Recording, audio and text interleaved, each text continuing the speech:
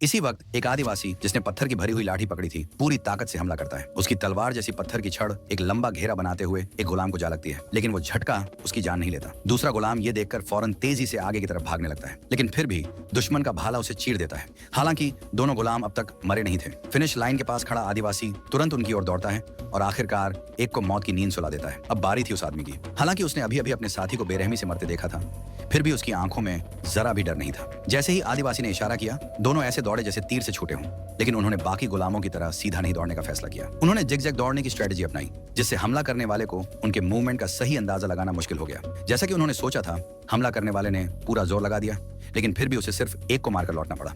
हालांकि हमलावर लगातार अटैक कर रहे थे। उनके भाले और पत्थर बारिश की तरह बरस रहे थे, लेकिन दोनों को एक खरोंच तक नहीं आई। उनमें से एक आदिवासी को समझ आ गया कि ऐसे काम नहीं बनेगा, तो उसने गौर से निशाना लगाना शुरू किया। और ताज्जुब की बात है, उसका निशाना लग गया। उस आदमी का साथ ही तीर लगने से वहीं ढेर हो गया।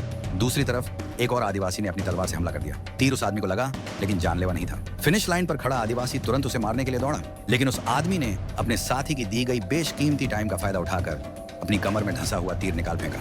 उस वक्त सबका ध्यान उसके घायल साथी पर था, इसलिए किसी ने नहीं देखा कि वो क्या कर रहा है। और नतीजा, वो गुलाम जिसने अभी अभी मौत को मात दी थी, पलट कर वार करता है और उसे मार गिराता है। पास में खड़ा साथी ये देखकर सोचता है कि शायद उसने ज्यादा पी ली है, जब तक कि वो गिरकर शांत नहीं हो गया।